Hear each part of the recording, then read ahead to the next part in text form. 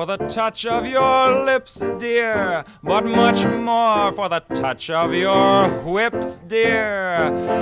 You can raise welts like nobody else as we dance to the masochism tango. Hi, everybody, and welcome to Hourgasm. This is the podcast where we talk about decolonizing sexuality and gender. I am Lindsay G. I use she, her, or they, them pronouns. I am Lenny Peppers. I use she, her, hers pronouns. I'm Jenny Williamson. My pronouns are she, her, hers. Okay, everybody, we're really excited this week because we have a guest on. As she just said, her name is Jenny Williamson, and she is the co-host of Ancient History Fangirl, which we are going to get into in a little bit. But first, we have some words from our co-host, Lenny. Yes. I just wanted to say that in this podcast, we use the heteronormative terms of gender binary of men and women under the understanding that there are agender, androgynous, bigender, pangender, and gender fluid norms that exist outside of cisnormativity. While we tend to use the male and female as shorthand, this is not meant to undermine the very serious role of colonization in violence against two-spirit and non-conforming individuals. Even more so, this is not meant to obscure the reality that two-spirit and non-conforming people are the most likely to experience sexual violence, as we have mentioned in earlier episodes. We do not believe in the gender binary without fluidity, which is a Euro-Western construct that forced a strict gender division on our societies, which in itself is a form of violence. Abso-freaking-lutely. Thank you, Lenny. So, bringing it back to Eurocentric constructs, let's talk a little bit about Jenny's podcast, Ancient History Fangirl. I just want to say, I have been listening for the past 3 years, and I freaking love your show. Thank you. I think there's a lot of overlap between what we do on Hourgasm and what you guys have been doing for a while now, which is, one reason, obviously, that we wanted to have you on the show. So, Jenny, do you want to tell our listeners a little bit about Ancient History Fangirl? Yeah, so I actually do want to say how much overlap there is because I listened to your episode on femininity the other day, and I was just like, it was so fun because I was just listening to it and thinking like, oh, I have thoughts. Oh my God, this goes back to ancient Rome. Oh my God. So I'm so glad that you both invited me onto the show and I get to talk to you both. This is really exciting for me. My podcast is called Ancient History Fangirl. It's been going on for about 2 years now. It is basically our tagline is true stories and tall tales from the ancient world. We talk about things like, we talk about mythology, but we also talk about, people in history and, personalities in history. We try to focus on women when we can, but even when we're focusing on male people in ancient history, we are we are trying to focus on, kind of put a feminist lens on it. Mm-hmm. So, the time period that we have been focusing on is pretty Greco-Roman, and that wasn't really our intention when we started, which is why we're Ancient History Fangirl and not like Ancient Greek and Roman History Fangirl. It just kind of turned out that we didn't really know what we were doing when we started, and we just fell into this really deep rabbit hole, and we haven't been able to claw our way out yet because we just keep finding things that are based on prior research and keep going in different directions and digging our way to the moon or whatever it is we're doing. So we want to get out of Greco-Roman history, and we're trying to figure out how to do that. Okay. Yeah, but in the meantime, I do think that the work that we've been doing is valuable to an extent because I kind of feel like I'm mucking around in the basement of the patriarchy. So I do think that I have probably some relevant stuff to say that overlaps with your podcast a lot, just based on what I've listened to so far. And I also want to preface everything I'm going to say with, I am in absolutely no way qualified to talk about this stuff. I am not a historian. I do not have any advanced degrees in this topic. I have a podcast and I read a lot and I watch a lot of documentaries. So there probably are going to be historians who are listening out there who might have different opinions on stuff that I God. think. So. I hope that there aren't a lot of historians listening to our podcast because I say a lot of half-cocked bullshit on this podcast. Oh, right. Like, every episode. Yeah, that's coming. That's great. That's the overlap. Yeah, that's where we come together. Half-cocked bullshit. That is my specialty. I mean, to be fair, though, you have done a lot of reading and research for your podcast and just out of your own interest. Like, you certainly know more about the ancient world, especially when it comes to Rome, than I do. I feel like, I guess I can't speak for Lenny. Lenny, you know a lot of stuff, so. Oh, I well, I think that, advanced degrees are colonial institution and that I do most of my research on my own anyway, and so it's essentially the same thing. Perfect. Yeah, fair point. I mean, there isn't really very many people in Montana right now studying tribal critical race theory. And so I pretty much buy all my materials, I study everything on my own, and then I just have an occasional, historian be like, all right, back it up a little bit here. I just have a historian check me every once in a while. And Yeah, same. We have a lot. It's kind of scary. Like, we have a lot of people who are archaeologists and classicists and historians who are on Twitter listening to our podcast and occasionally tweeting things at us. And it's just like, oh, I have to actually care about whether I get this right. Oh, no.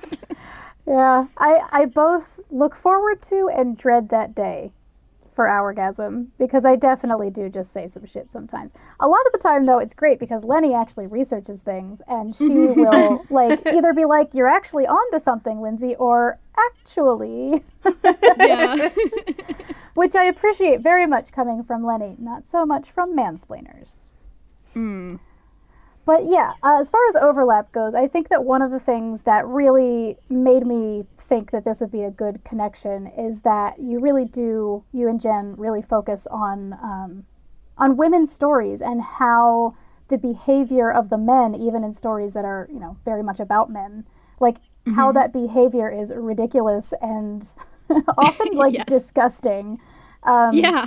And I don't mean that in a man-shamey way, oh, cut your toenails. I mean, they were marrying 65-year-old men off to 14-year-old girls, and how that's not cool. We don't do that. And really just calling that out. I remember there was a series of episodes that you did where you kept having to refer to this group of men in ancient Rome as the best men.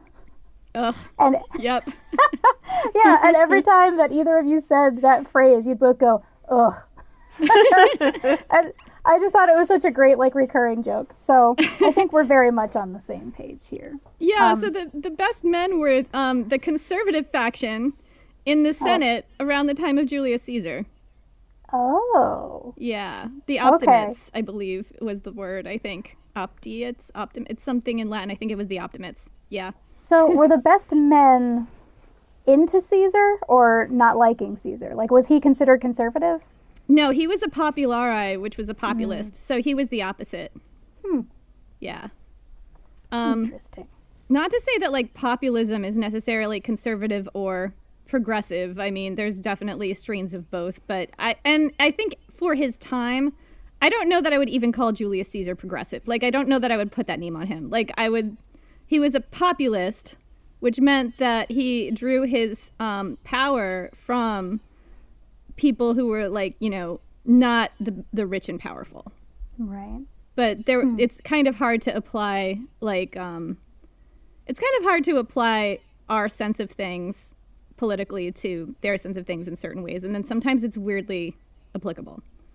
Yeah. Yeah, I always got the impression that Caesar was very much a popularity-ist. He just wanted everybody to like him. Yes, that, and directly bribing people with big parties and gladiatorial fights and stuff. Yeah, throwing money at it. Sounds familiar. Sounds like someone who's been powerful here recently. What was his name? I forgot that name. I don't know. I forgot that face. I have no idea. Stricken that name from the records. I dig it. Yeah. So, excuse me. I have to clear my throat for a second. Man, I had one phone call earlier today, and now I'm like all scratchy in the throat. Okay, where were we? Okay, so I think the sort of through line that we were really seeing between Ancient History Fangirl and Hourgasm is basically Rome was the colonizing force in Europe and Northern Africa for a really long time. And I am very fuzzy on this. Like I said, I say a lot of half-cocked shit, but my understanding is that, you know, the forces of Rome colonized Europe and Northern Africa. And then even after the Roman Empire fell, that sort of the same brand of control was applied to those areas via the Catholic Church, which eventually was all exported by way of imperialism to the Americas and now pretty much the entire world.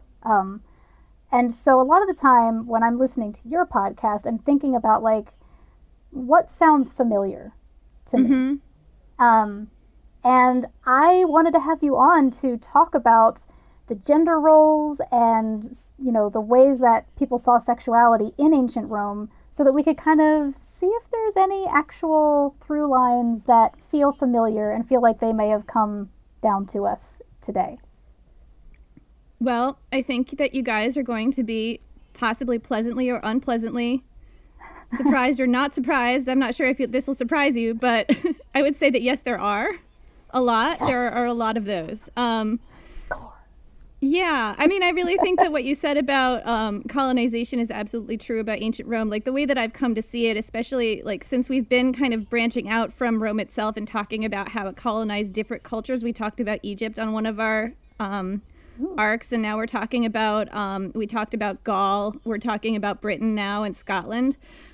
Is just how ancient Rome 2,000 years ago visited this trauma on these ancient cultures. And then those ancient cultures, specifically Britain, took that trauma, magnified it, and blew it up throughout the rest of the world over millennia. So, and that's not to say that other cultures did not colonize, because they certainly did, but I think that our global form of colonization stemming from Europe today can be traced back to ancient Rome in a lot of ways. Yes, I'm so right.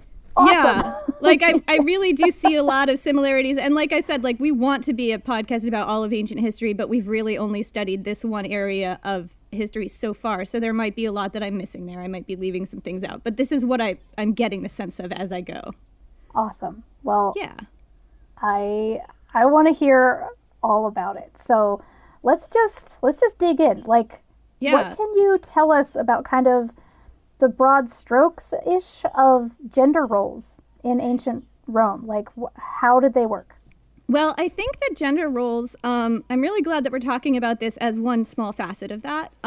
So how deep in the weeds do you want to get? Because I can talk about women's roles in terms of the legal sense of things, or I can talk about the founding myths of Rome and what those tell us about women's roles and the messages women got, you know, from childhood growing up.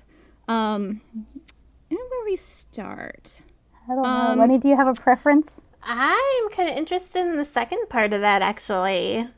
Yeah? The mythology? Yeah. Mm-hmm.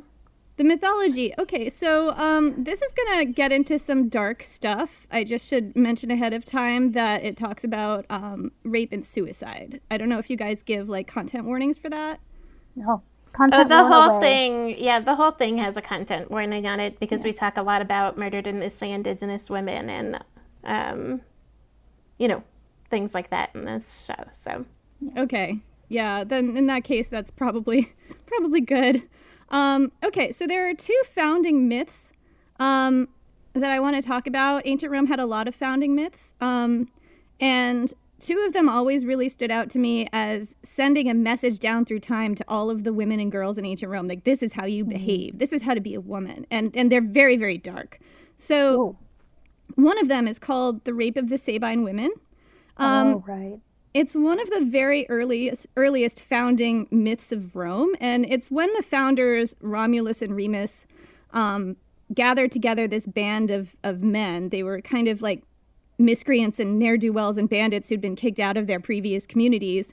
And they all went together and founded a new city, and they had not brought any women with them. So they kidnapped some women from a nearby community and made them their wives. And all these kidnapped women were now married, quote unquote, to these men and lived with them and had children with them. And in the meantime, their fathers and brothers and previous husbands and existing family members prepared to go to war against the Romans. And the women who were now like embedded in this culture and had children with the Romans had to step between the two groups and beg them to stop this war. Oh, so, Lord. Yeah. So that's one role that women were, supposed to have that I picked up from this story as kind of influencers, peacekeepers, extreme heavy lifters in terms of emotional labor. Yeah, for real.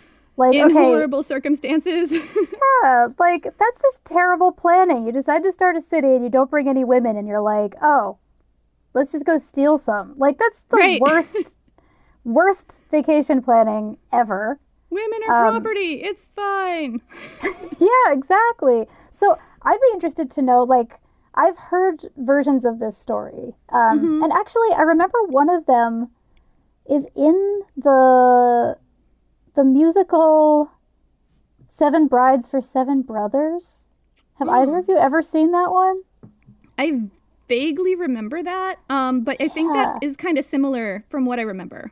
Yeah, I think that they were using that as maybe like the base material, but there's a song in that musical called The Sabine Women. Oh. That they make it all sound like these guys don't know that it's supposed to be pronounced Sabine, ha ha ha, and it's like a funny story, and they sing this kind of like hearty, wholesome song about the Sabine women. Oh boy. And yeah. That's super dark. Like, yeah. And I mean, in the musical, I can't remember who wrote that musical, if it's like a Rodgers and Hammerstein or what, but I mean, it's all presented like very wholesome, obviously. Oh. But right? like, I wonder if like, do the ancient sources of, like, that talk about that myth, do they use words like rape? Or are they calling them, like, their wives? Like, how explicit are they so the about ancients, what really happened? I would say that I do not read Latin. So what I'm getting it from is translations, and mostly what I get it from is, 1800s translations that are in the common kind of... what is that? In the commons, basically. Like, I can just look it up online and read it. Right. So the translations that I've read frequently do kind of obscure that. And, it's like, it's kidnapping, But you know what kidnapping is, like, in the ancient world. Right. That's what it is. Yeah. Yeah, and they just were so happy about it. They had all these babies. Hooray! Hooray! Babies for all. Right. Hooray. I mean, yeah. So it's like... I was just reading this article and I was trying to find it again, but it was talking about the giving of women as gifts and what exactly that means, and how it came down to really literally being like the women offering, like be given as an offering as a way to ensure the male's family line. And so the gift is actually the ability to produce more humans. Yeah. Mm-hmm. I've seen this show up in different parts of history that we've covered as well. There's this people called the Picts in ancient Scotland who supposedly had that as part of a founding myth that you don't get from the Picts themselves, you get from their enemies, basically, but that they had these women given to them by some people in Scotland who didn't want them to settle there. They wanted them to take these women and go settle over here, but also to decide on who their kings were through the matrilineal line. So it was like keeping some kind of control over them. Huh. Yeah. Oh, right. And so the Romans, being Romans, would be like, oh, yeah, thanks for this awesome gift. Totally cool, bro. Right. But, like, probably those women were, like, kind of a big deal if their bloodline was, like, a big part of the equation of trying to retain control. They were probably a big deal in those cultures. Yeah, like high-ranking women, you mean? Yeah, I would think so. The source that I read, I don't remember them mentioning it, but if they mention them at all, they're probably high-ranking women. Another thing that I came across was in the same article about how men are rarely, if ever, given as gifts, but are considered the only time that you really hear like the terminology of men and gifts is when a man dies in war. It is like the mother has given this gift to America to like die in war, you know? And so that's like the context or to the war of like god. Yeah. Wow. Right. People so it's are- like something people- that the mother gives again. Gross. Yeah. People are people. People, listen. People are people. They're not You know, the gifts. ancient Romans That's had it. a problem with that. Like, well, there's degrees of people, really, is what they would say, probably. I think there are So- some people here now that would say the same thing. Oh, absolutely. I hadn't really thought too much about it, but when you were talking about how they went and like took these women as their wives, I'm really sure that there was some sort of like gift-giving language, as there tends to be like from the from the taker's side, like, oh, these were our gifts, you know, these were our treasures, you know. They're not like really referred to as like we stole these women and then like forced them to have our children, you know, from their own points of view in history, right? Or So what I remember from reading the ancient sources, and it's been a while since I actually like went back and read this in the original, not Latin, English translation. I might be screwing up the story a little bit, but from what I remember, like the ancient Romans were kind of proud that they went out and stole these women from these other people, and it is, you know, depicted as a violent act, but a violent act that they could be proud of because they're so intrepid and they're so strong and burly and manly. Gender roles. Burly. Yes. And warlike, you know, and that was a big thing about the Romans is that they were always ready. They were rough and ready to go to war, and they were really good at that. They were colonizers, and they'd been colonizers from the first minute. Yeah, totally. Good point. And that was something that they were proud of. I was just going to say, like, they went and took those women because they deserved them, I'm sure. Yeah. Maybe. oh yeah. Maybe They so. took the land and therefore they're entitled to women. So there's like here another connection between like the women and the land, like, and being entitled to it by Right. way of Yeah. colonization. Basically Yeah. the doctrine of discovery, but like back then. What's the wonder if doctrine they're- of discovery? The doctrine of discovery is like the doctrine that basically says that it's okay to take land from savages or heathens because it's God's will. Well, that is, I see a lot of parallels with ancient Rome there. Yeah, it definitely started, Many. it stems back to and a little before ancient Rome. Absolutely, Oh, wow. yeah. Okay. Yeah. Oh, so it's like an overarching philosophy that we're talking about. There's a point where it's definitely like a thing, but there's buildup in history that justifies it becoming a thing. Yeah. Oh, I see what you mean. Okay. Yeah. I think with the ancient Romans, it was a little more cultural than religious because, they were okay with conquered communities or colonized communities keeping their gods. A lot of the time they would take Roman gods and kind of supplant them over the older gods that had been there before. But it was more or less a polytheistic society up until Christianity started really gaining steam. So I don't know that they necessarily used the justification of like imposing a religion on people as explicitly as the Europeans did, but I think it was like a cultural thing, like, we're civilized, we're going to bring civilization to you people who can't even read or write things down, and who, you know, like they had all these sort of myths about people that were really othering that kind of crop up a lot in the ancient sources, and you can see those being used as an excuse for colonization. Oh yeah, totally. And that's what it came down to, was like it drew a line kind of between the difference of like colonization, where they come in and they allow the people to like mostly live the way that they lived before, versus settler colonization, which is where they straight up kill the people or move them completely out of the area that they're colonizing. Yeah. make a wasteland and call it peace kind of colonizing. Yeah. Yeah. So that's the Rape of the Sabine women, and what I picked up from that is like women are supposed to be this sort of peacekeeping force, this sort of Right. sweet, soft, tempering hand that calms the male rage and desire for war and all that stuff. Right.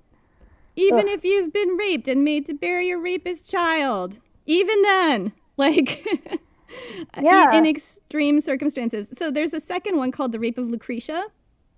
And wow. this one, yeah, this more rape. Just yep. rape it all over the place. Awesome.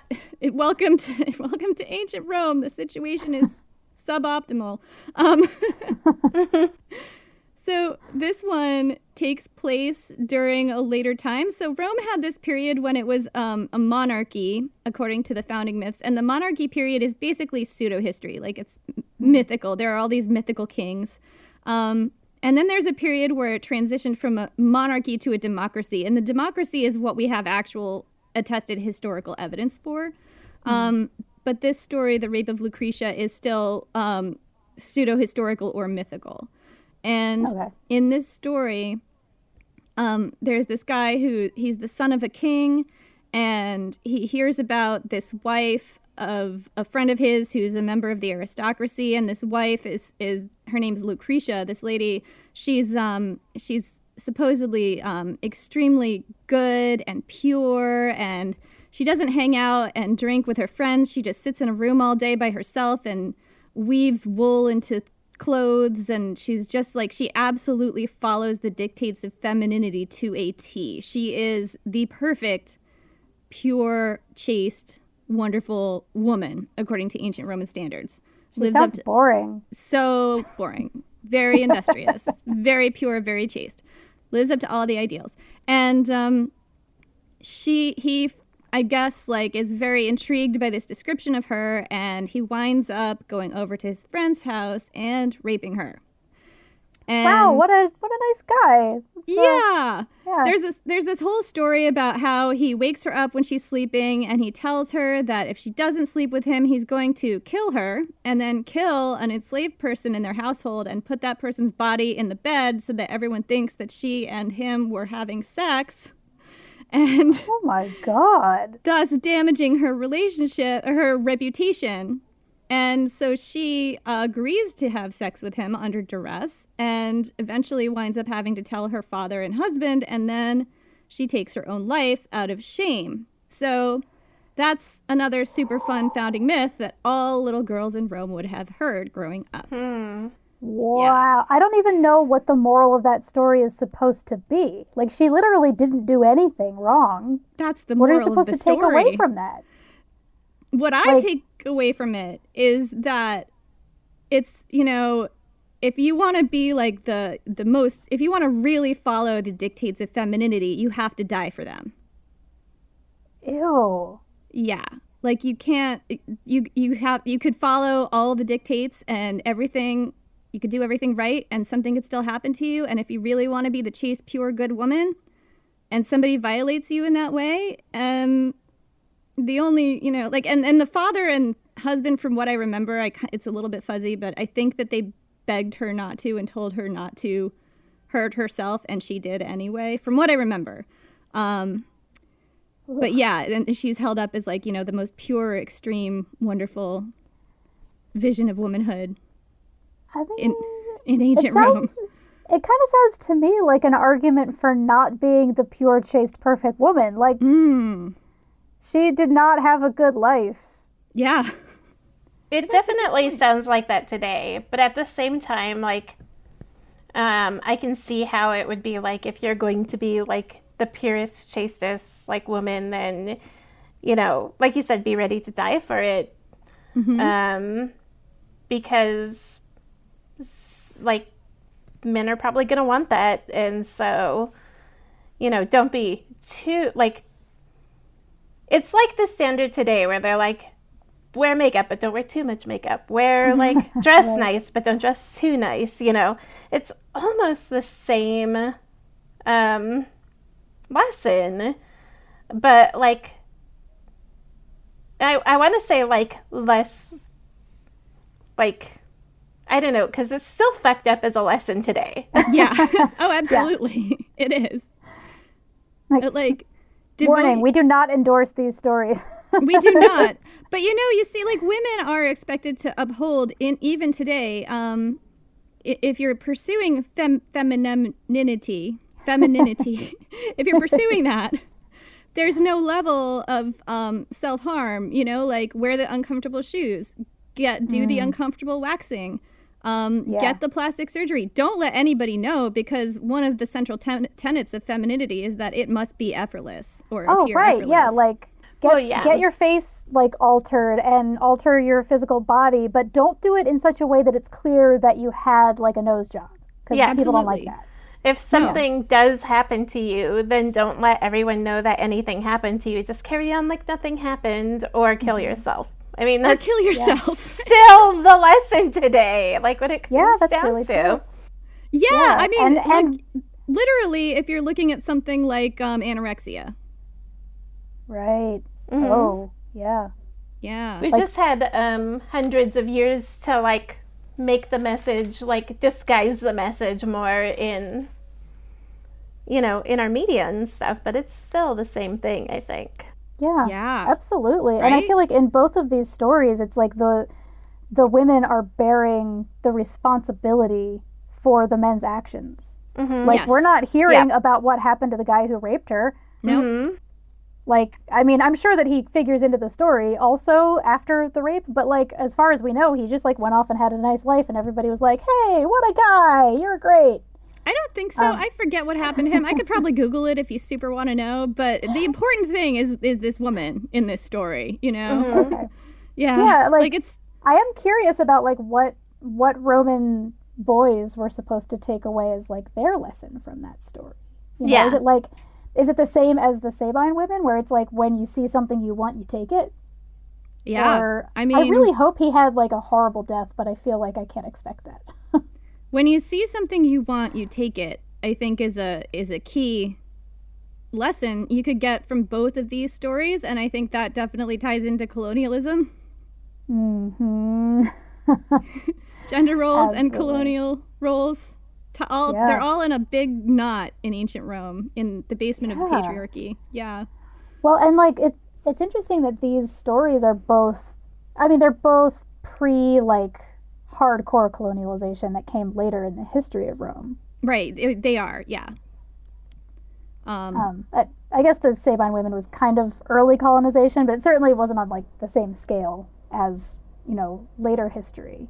But it definitely sets that precedent of like, see what you want, take it. You deserve it. You're Roman. Mm-hmm. You're Roman. You can have whatever you want. Have what you want. Might makes right. Exactly. Yeah, very much so. Ugh. Yeah. God. So those are like foundational stories that then they built a whole culture on and then exported that culture. Yes. God, that is very dark. When you said that they were going to be dark, I was like, oh, what, you mean like, like, this is Greek, but like Zeus turning into a bull and like raping someone? I know about that. But that happened too. Yeah. Yeah. So how do you think that the messages there like carried forward as Rome was being built into more of a complex society?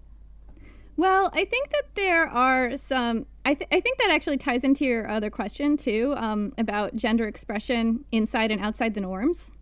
Mm-hmm. And so what we can do is we can take a look at what gender was supposed to be and what happened to people who stepped outside of it. So, okay. Yeah. So as far as I know, you had a question about was there room for gender expression outside of the norms? So the norms, let's just review. Women, the soft, sweet hand of temperance on the shoulder of the warlike man, and a lot of that it has to do with power and how women are supposed to operate in terms of agents of their own destiny. Women were not supposed to necessarily have a lot of agency. You're supposed to be in the home as a woman. Be a wife and mother. Women at the upper echelons of society were not supposed to have direct power. The way that women wielded power in ancient Roman society was supposed to be very much behind the scenes, very much, softly influencing their husbands. Okay. Some women were very good at that, and some of them did not do that. And I'm going to talk about some examples. Yeah. And, of course, men were supposed to be, you know, like strong and taking action and warlike. And if you see something you want, you take it. That was what a man was. Men wielded power in the outside world. Women did not, you know. This all sounds very familiar to me. Yeah. Yeah. Sounding familiar? Yeah. Oh, yeah, definitely. I mean, it's clearly still something that's pushed today, you know. I mean, we have the Absolutely. saying, behind every great man is a great woman. Well, obviously that wasn't a saying that stood in my household, but I was raised by a bunch of nasty women, so. Good. Yeah.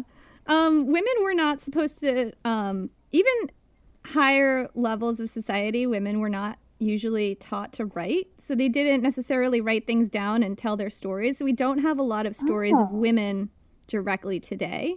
And submissiveness, that was a big thing. So that was kind of women's roles, and it was all in opposition to men's roles. Men were supposed to be the opposite of that, and it was very, very rigid.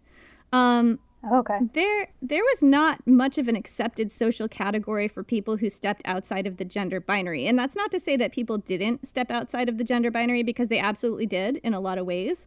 But there was a huge social price for it in ancient Rome. So I'm going to talk about how men were perceived first. In ancient Rome, one of the worst things you could call a man that you wanted to insult was to call him effeminate.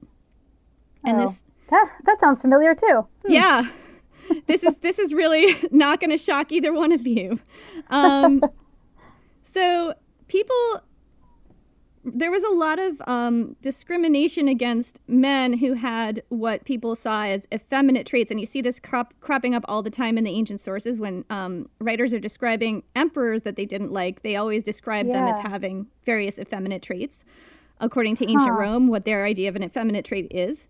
One of the big things was if you have sex with a man in ancient Rome, as a man, if you're a cisgender man and you have sex with another cisgender man, that was not necessarily automatically something that was gender nonconforming, as long as you were on top. Oh, interesting. So they like really wanted to know the details when that was happening. Oh, yeah. They really wanted to know who was on top at all times. That was very important to them. Oh my God. So like today, when someone finds out that you're gay and they ask who's the man and who's the woman, that goes back to ancient Rome too. Are we Sure just does. Romans? Are we just straight up all Romans right now? Yes.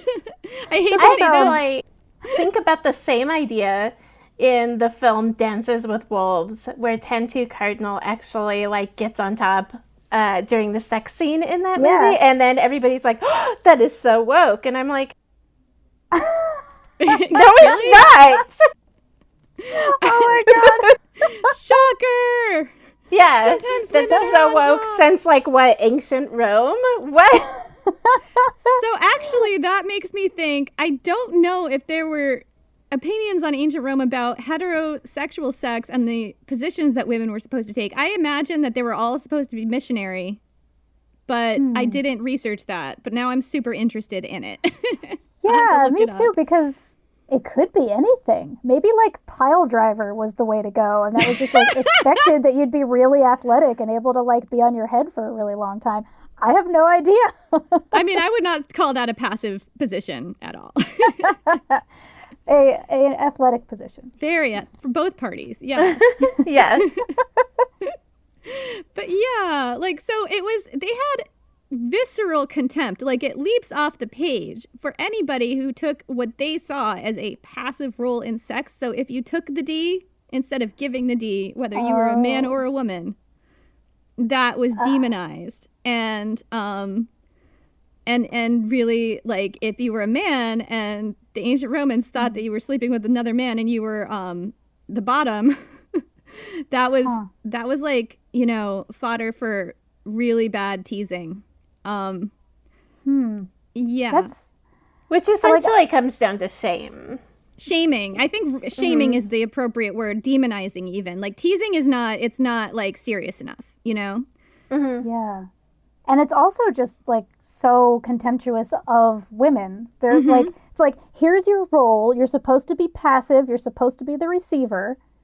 And we're going to shame the hell out of you for it. So, like, you literally can't win. Yeah, does that sound familiar? Like, well, I mean, that's a part of keeping the power structure in place is like instilling a binary and then enforcing it and making sure that everyone else enforces it too. And so the binary here is like masculine versus feminine, but obviously there's tons of other ones, good versus evil, colonized versus colonizer, you know, and so what it comes down to is like the power position is the colonizer or the masculine or the if you see it, or if you see something and you want it, take it. Yeah. And that clearly can't be the passive role in a sexual relationship. You Women can't aren't be that supposed kind to of do that. person. Yeah. You have to have a side to demonize and you have to have a side to uphold. And if you don't have something to uphold, then you start to lose the power in this situation very quickly. Absolutely. I mean, that's why they did not like anyone who stepped outside of the binary, because if people are stepping outside the binary, there are men who are not quote unquote acting like men and women who are quote unquote not acting like women. All of a sudden, you don't have those strong boundaries, and you can't assign the qualities to women who everyone agrees are women. Like there's no, changing like gender fluidity at all. Women are women and men are men. And if women are not accepting those qualities and men are not embodying those qualities, you don't have a justification for oppression. Exactly. So, And chaos. Chaos. If we're not Chaos oppressing rules. people. Either chaos or peace. oh my gosh. But not the kind of peace we like. Lenny, peace is only found in law and order. I don't know if you know this. That's how it works. Law I and don't know order. that. I study law and it doesn't seem to have any like correlation really. Lenny, I don't know if you know this, but actually, all of those tribes and different peoples living outside of Rome at this time, it was complete chaos all the time. They had no That's idea right. what they were doing. They needed some law and order. And that's what it came down to That's for like those who who have been colonized throughout history is they must be living in chaos because they aren't doing what we're doing, and that can't possibly work. Oh my God, They they need a have strong nuance in their civilizing society. hand. Yeah. Yeah, like That's coming from somebody who is considered the colonized but acts uncolonized. I mean, I just got called uppity this week. So What? Somebody called you what? uppity, like because I wasn't on the side of the binary that I was supposed to be on. Well, that sounds familiar to me. Yeah. Yep. That's and it doesn't surprise me. Like it really does not shock me at all that whenever people who are extremely invested in the patriarchy now today feel insecure about their position in that patriarchy, they all of a sudden get really upset about what bathrooms transgender people are using. Yeah. Chaos. I think Right. they're afraid that we will literally descend into chaos if the rules aren't being followed by everybody. Right. Well, they're afraid of losing their own social position, Which gendered bathroom do you think that they preferred in ancient Rome there was gendered bathrooms in ancient Rome, right? Well, there were public bathrooms that basically only men used, as far as I know. Like, I don't think women were supposed to be outside to that degree. Jesus Christ. I kind of want to know all about that now. Like, how far back do public gendered bathrooms go? I don't know. Really good question. I don't think women were supposed to pee in public spaces at all. Like, from what I understand, I haven't done a deep dive on bathrooms. There's a different podcast called The Explorers who does a lot of stuff about that. She's great. Okay. She is. I've only listened to a few episodes of hers, and I need to get back to them. They're really interesting. But to make up, she covers a lot of bathrooms. But to make up for all of those people in podcast, history, I use the bathroom in public as often as possible, just to, That's right. just to take everything. it back. Mark my territory. For the sisterhood. Right. That's how I feel. I feel like probably what ended up happening if there were literally no like public bathrooms for women in ancient Rome is you had like women peeing in alleys. Oh, So, like, sure, probably. Kind of the opposite of now. Where like dudes kind of, I mean, at least in New York, they kind of pee wherever the hell they want. And it makes me mad every time. Because I'm like, Oh, I I hate can't that, yeah. just drop trow and pee wherever I want. That's like extremely dangerous Well, I mean, for me. you can. And It's you, sir, should not be able to do that in public either. I will I'm say jealous. that cities like ancient Rome were not safe for women a lot of the time. So I would not think that women were necessarily peeing in public a lot. Like, I don't know. Oh, yeah. But I wouldn't guess no. We would know if they had been taught how to write. Yeah. Right, Well, if they'd yeah. written it down. Totally. Exactly. It's not like Missoula where you could Yeah. just pee on a Culligan's line and nobody cares. Just lift a leg and just pee. That's all. I mean, they were relatively like uncomplicated clothing. It would have been pretty easy. Well, I mean, they wore a lot of large pieces of cloth that had to be elaborately folded. I mean, it True. depends. And I guess I don't know what their like underlayers situation I was know. I like. was just wondering the same thing. Jenny, tell Well- us what underwear they wore. We need to know everything. You know what's actually really interesting? Again, this isn't an area that I necessarily have done a giant deep dive, but from what I understand, women did wear underwear that we would recognize today. There's this show called Rome on HBO that shows a woman wearing what looks like kind of a bikini underwear that's kind of tied with straps, like tied at the sides. Oh, right. And I it- forgot that. That's accurate according to what we know. Oh, interesting. No way. Yeah, so that's for the bottom, and for the top, they would have had kind of like I guess like a sort of a winding cloth around the boobs, from what I understand. It's there's a word for it. Oh gosh, what is it called? There's a special word. It probably I'm forgetting ends it in now. U.S. Strophium. It's called Oh, a strophium, I think, or maybe that's a sweat scraper. I'm not 100% sure. Wait, a what? A sweat scraper? Yeah, like a thing to scrape your sweat off of your skin. Like a sweat squeegee? Yeah, it looks like a long metal thing that's like slightly curved. It's like a blade that you scrape on your skin to scrape your sweat off. Like for horses? Yeah, yes, but for people. Oh, weird. Yeah, that was a thing. I mean, I I guess believe it gets it. very warm in Rome. People sweat a lot. It was maybe more of a thing in ancient Greece, but I think they used it in ancient Rome too. Yeah. Well, now we need to do a whole episode on that. I'm fascinated. But What? let's get back to the gender roles stuff. Gender roles. So I was telling you guys about how they really had to know at all times who was the bottom and who was the top if there was gay sex going on. Oh, we went way So off the track. interesting to me. Yeah. Yeah, I don't know how we got here. But I think that is really interesting, though, that, like, I feel like today in the U.S., obviously, attitudes are changing quite a lot, but historically Right. speaking, just to be a man and be gay or to be a man who sleeps with men is looked down upon as inherently effeminate. Yeah. But that they were in a way more discriminating, but also in a way much more nosy. Right. Exactly. Like you could be a very manly gay man in ancient Rome. Not to say that like there are not gay men now that are very masculine. I'm not saying Yeah. that, but this is how John they Wayne. saw it. You know. Right. Yeah. Right. You could be gay John Wayne in ancient Rome as long as you were the top. Wasn't John Wayne the gay John Wayne in America? Like, Was he gay? shit. I don't know. Was oh, he? Shit. there were rumors. Not surprised. That would be very interesting. I haven't heard those rumors. Oh, I have a whole book here. I'm happy to share with you. Oh boy. Not surprised at all.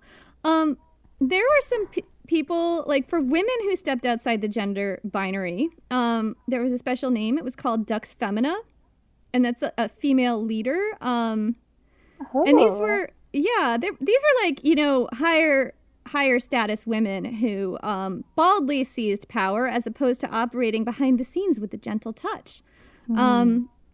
There are some specific examples of this. For example, Fulvia, who was Mark Antony's wife before he met Cleopatra. She was a woman who led armies in battle. Whoa, badass. Oh, she was great. We did a whole episode on her. Agrippina the Younger, who was both the niece and wife of the Emperor Claudius and the mother of the Emperor Nero. And she exercised a lot of power as empress. That explains a lot about Nero. Yeah. Well, actually, Nero wasn't her son with Claudius. He was her son with somebody else. Oh, wow. Okay. That's an interesting aspect. Like, if she could have a son who went on to become emperor, but he was not, but she had children with more than one man. That's a status thing, I guess. Yeah, I mean, it was a little like marriages were a little different.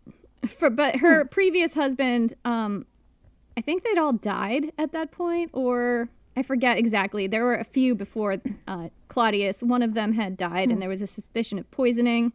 I don't remember what happened to the other one.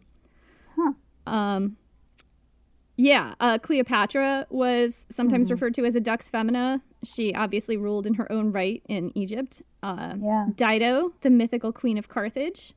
So being a dux femina was seen as something women did when they were basically taking agency in their own lives and acting as men.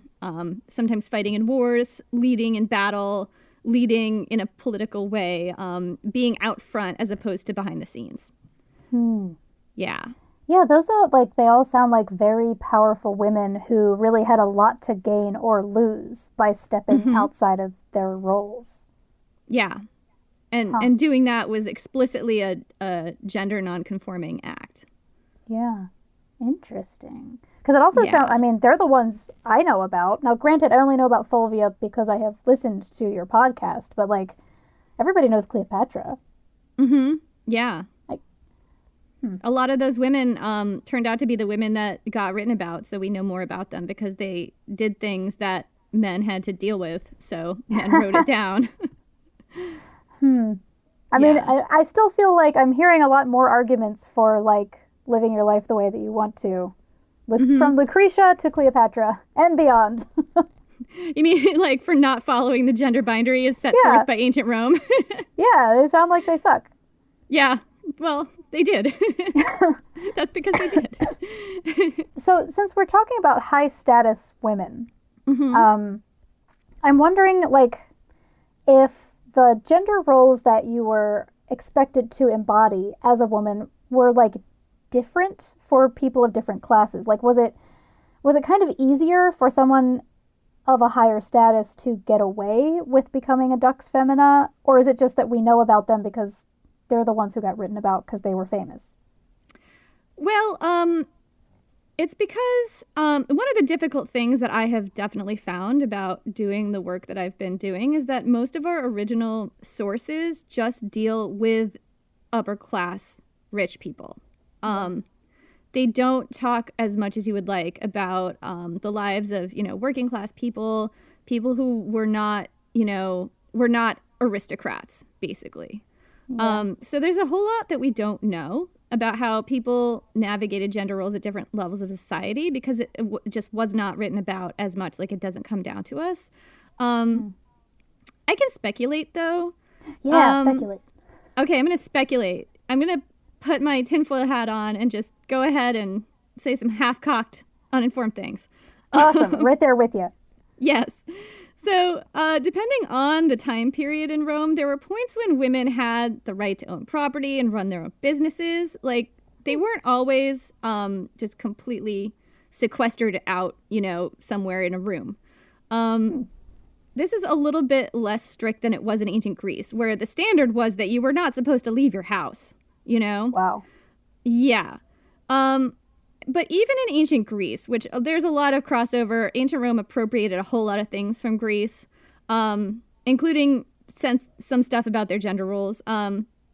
My impression is that non-wealthy women in ancient Rome would have had to do things outside in the world because being able to divorce yourself from power, or at least agency in the outside world, is in some ways something that you can do if you're privileged. Because you have money, you don't have to work for yourself. You have slaves because it's ancient Rome. So you'd probably have an enslaved workforce to do things for you. And to be fair, like, people at all levels of society had enslaved people in their houses, like in ancient Rome. Like, even if you weren't that wealthy, you might have like one, but you wouldn't have so many necessarily that you couldn't leave. You could get away with like not really leaving your house, you know, like women would have had to run businesses. They would have had to go shopping. They would have had to go outside. So my sense of things is that these gender ideals about not exercising power outside, being very submissive, being very passive, probably were, you know, less prescribed if you were not wealthy, or less followed because women just didn't have the ability to do that, you know? Yeah, that makes sense. Mm-hmm. Huh. Yeah.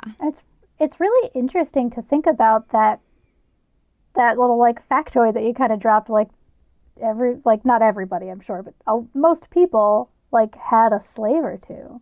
It's just wild to think about that as a reality, like just a ho-hum everyday, oh yeah, like we have a small apartment downtown and there's just a little closet for the slave to sleep in. Like, I know, isn't that messed up? What? Like, Yeah. what the hell is this? What right? is happening? I really, this is totally like a tangent. I'm not inviting us to go down this path for a long period of time, but I do think it's worth mentioning here that like colonization and empire building, as far as I can tell, has always depended upon slavery. Yes. Like it requires a workforce of non-paid or underpaid people to do the labor of building this thing. And I think that concept doesn't really get talked about a whole lot. And I think it's very important to understand, like, especially when it comes to Rome. But it's something that we just, I don't know, doesn't really enter into our conversations about it. Like, I don't hear people talking about slaves in Rome very often, even though they were everywhere. Yeah, I kind of want to do a whole thing about the parallels between slavery in ancient Rome and slavery in the antebellum South. And I have, like, I don't have the experience, the like expertise of that area of American history like I would like to. Like, it's huge. It's a huge topic, but there are a lot of parallels from what I can see. Ancient Romans had these things called latifundias, which were basically industrial level agricultural plantations that were operated via slave labor. And that was what fueled the wealth of the senatorial class. Wow. I mean, I'm not surprised, but I didn't know that. Yeah.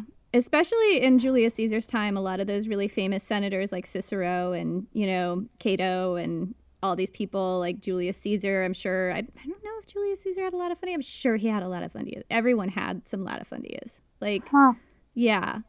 Interesting. Yeah. Really messed up. Kind of like our founding fathers. Right. The founding fathers of ancient Rome. Yeah. Ugh. Yeah. Gross.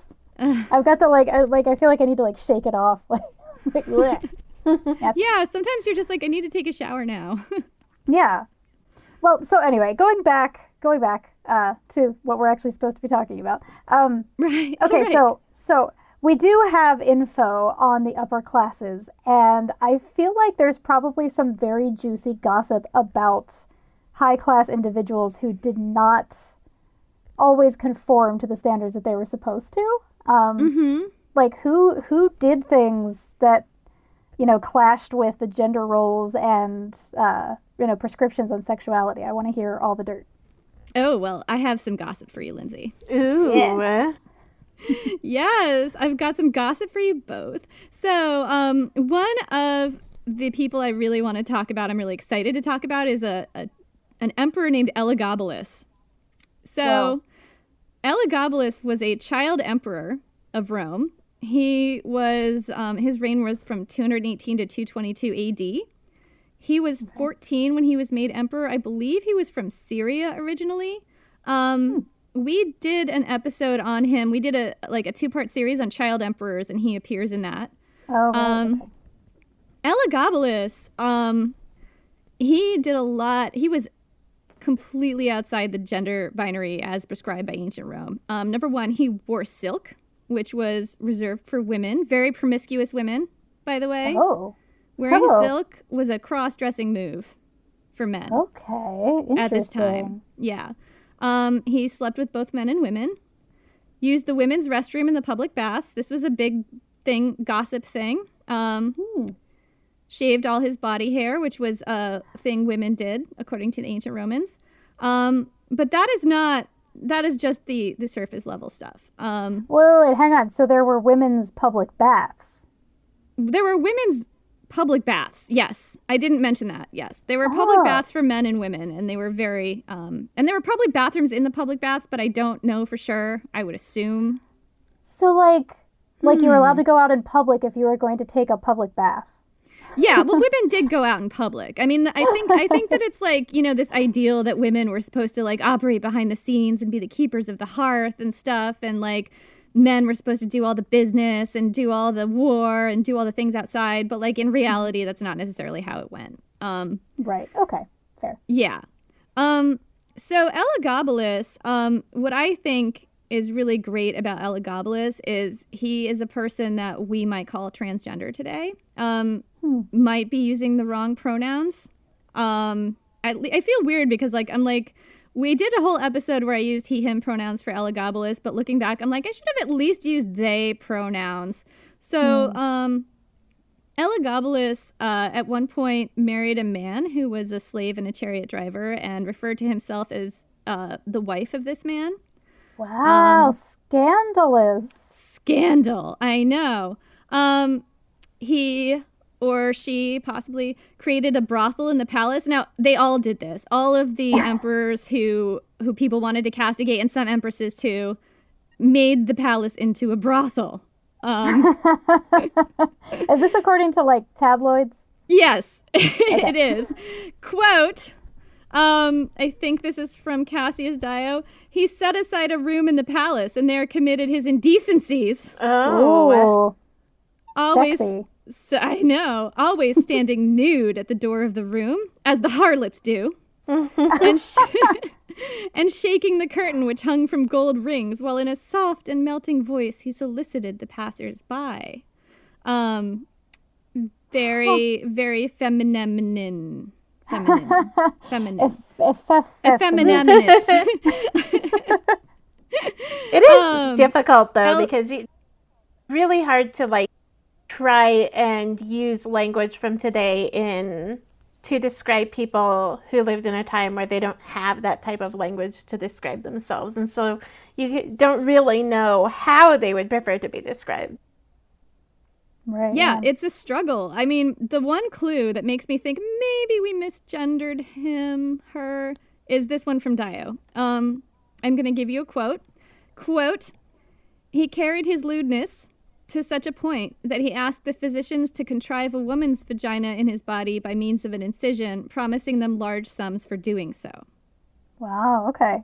Yeah, that sounds likely like, as if this person were alive today. Mm-hmm. They would identify probably as a trans person. But we can't say. Yeah, it sounds like gender, affirmation surgery, right? Yeah.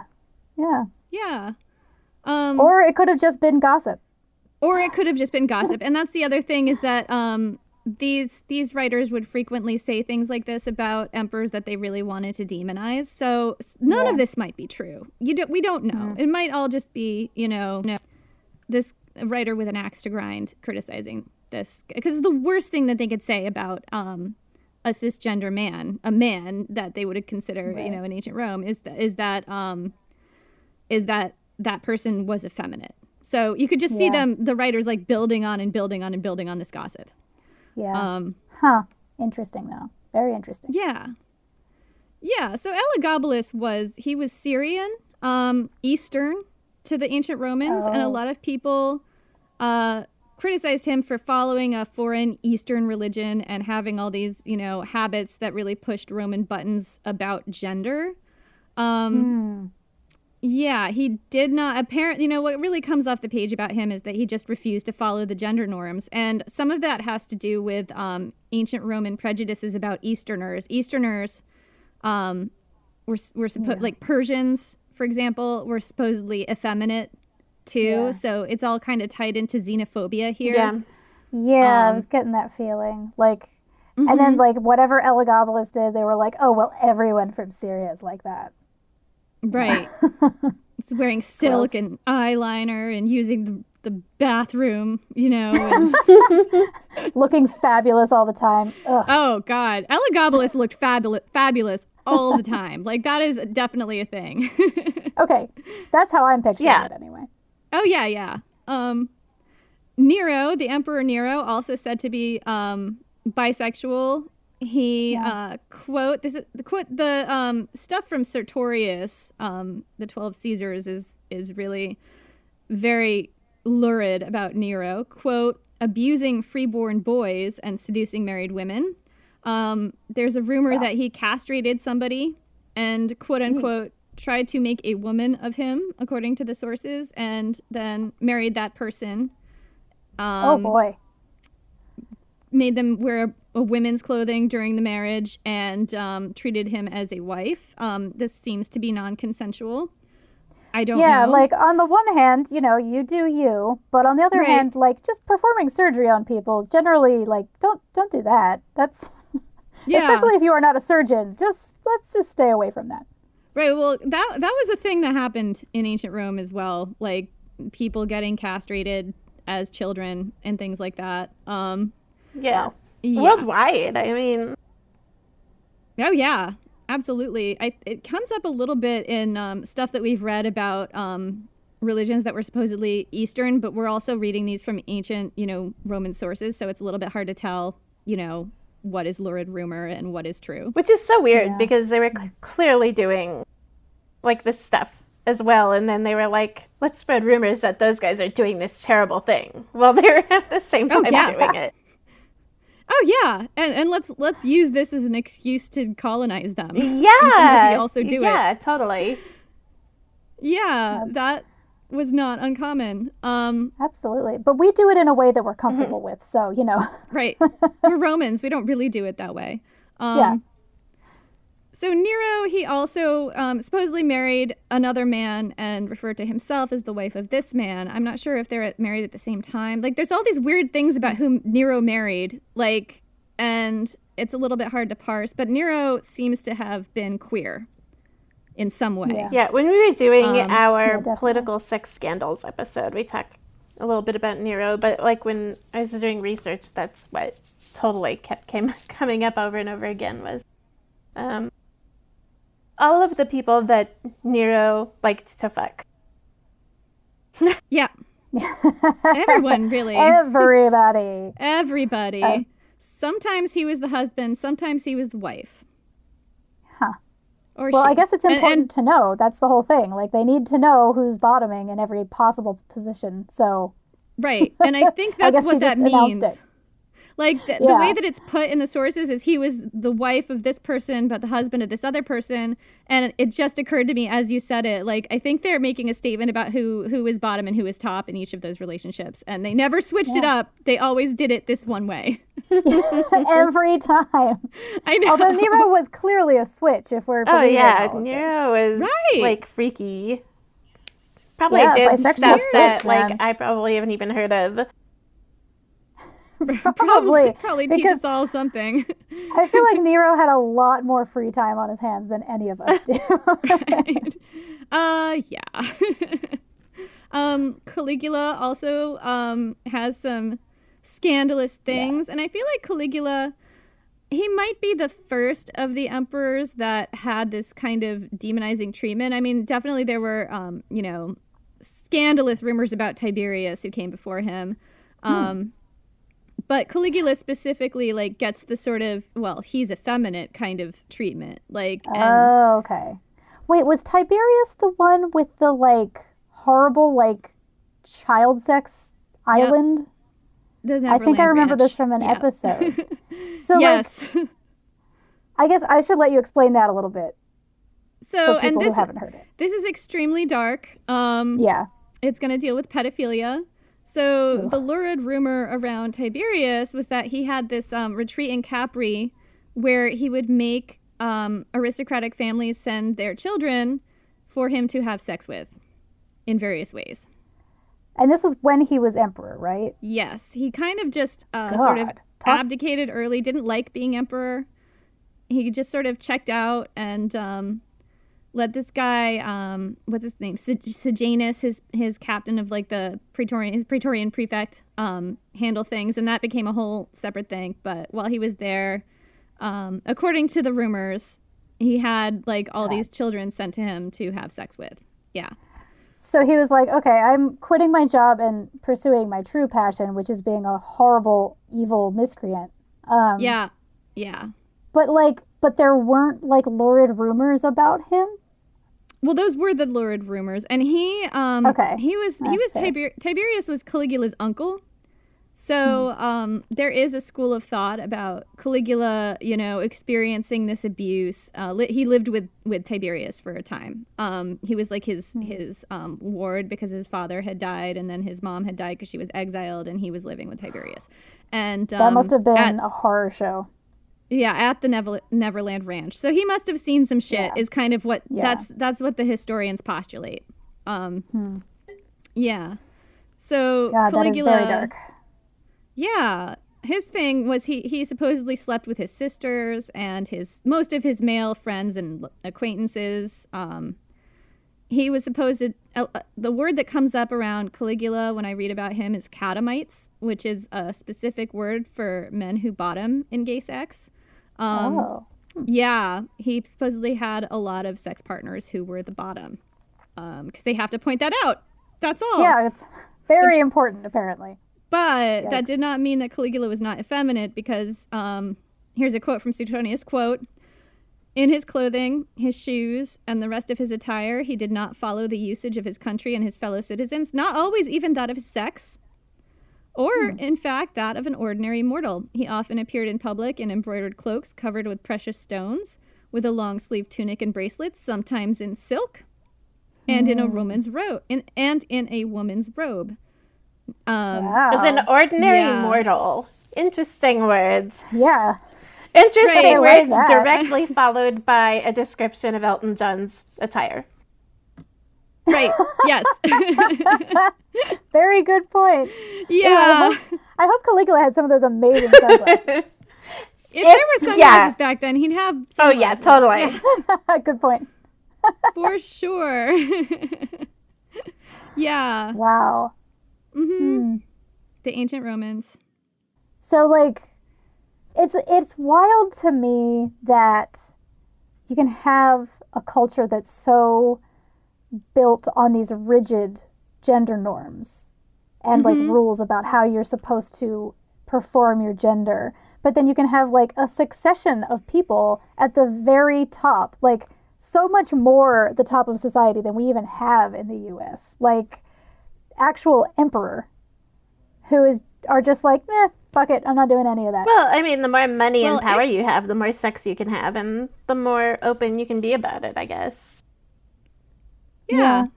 Well, I'm curious though, like how many of these people lived like long, full, happy lives, and how many were like deposed and had horrible things done to them? Well, many were deposed and had horrible things done to them. Some of them did live long, happy lives. I would say it wasn't the majority. I haven't done a study on that, but it's actually funny. Like our early episodes, we did a 2-parter on child emperors, and then we did a 2-parter on the Praetorian Guard. And it was like kind of this long, what it turned into was sort of a bird's eye view look at the entire history of the Roman Empire and horrible things that happened to emperors.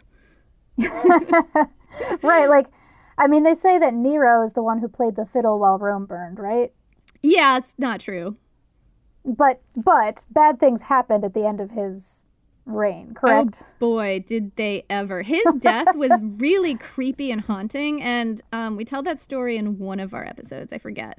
It's really long, but it's very creepy and haunting. Yeah. And like, how did the end of Caligula's reign go? Well, Caligula got stabbed to death in a hallway. That's right. Okay, I had a feeling it wasn't a good one, but I couldn't remember what it was. It was because he's a member of his Praetorian Guard, a very manly man who had served with his father in Germany. He used to make fun of this guy for being effeminate all the time, and like I guess he had a high-pitched voice, and he used to always make fun of it. And He was the one who led this assassination to kill him because Caligula was making fun of him for being effeminate. Wow. Yeah. Oh, my God.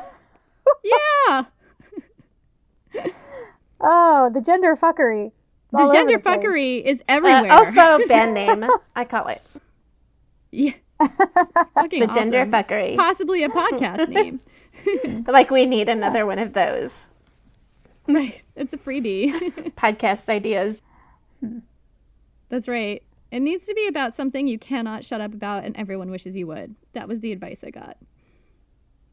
So, like, yeah, I guess, like, my comment about people at, like, the upper echelons of society doing whatever the hell they wanted, being weird, like, that's pretty much what our celebrity class is for. Yep. Mm-hmm. And there was, like, a, a tabloid, business and totally. everything. Yeah. So, okay, so we're basically still in Rome. Yeah. Sometimes right, it's so not as explicit, but yeah.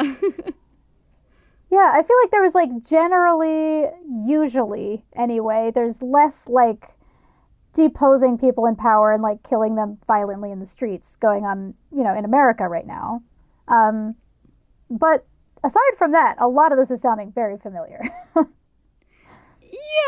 I mean, it's like I said, I feel like I'm mucking around in the basement of the patriarchy with the work that, like, everything. It's like, oh my God, that's where this comes from. Oh my God. Like, that's why we still think this.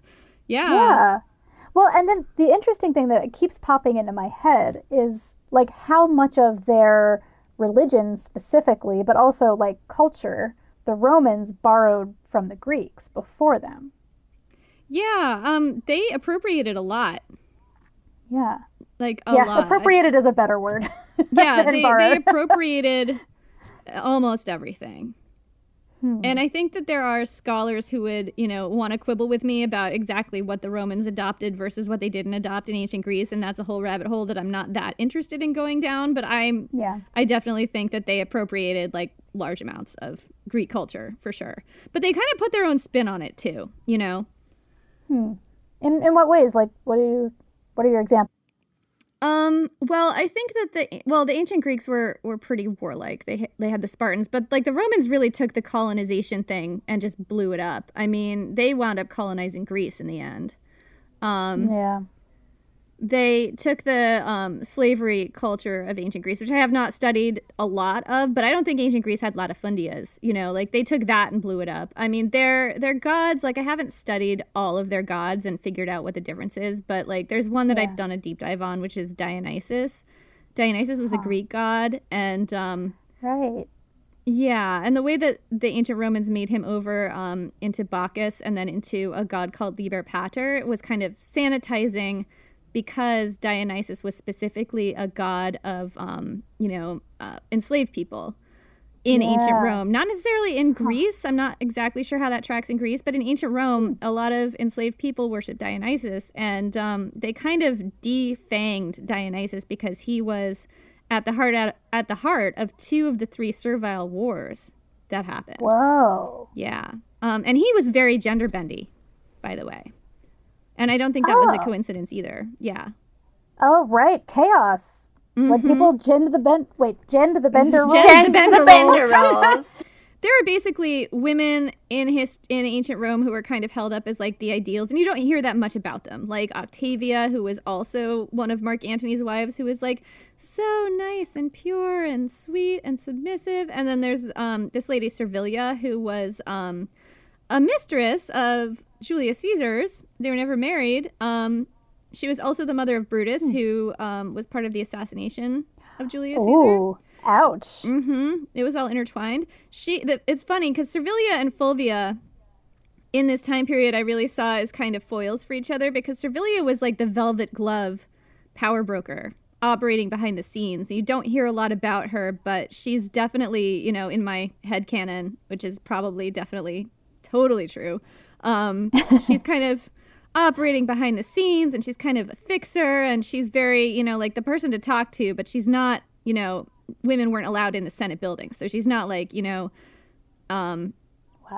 wielding power in a very overt way, versus Fulvia, who just couldn't do it. She just could not operate that way. She was a sledgehammer. You know, that's pretty much what I noticed in like history, though, is you only get written about if you're really, really, really good, or if you're really, really, really bad, and nobody really cares about you if you did something really, really good. They're like, okay, yeah, that person was really, really good.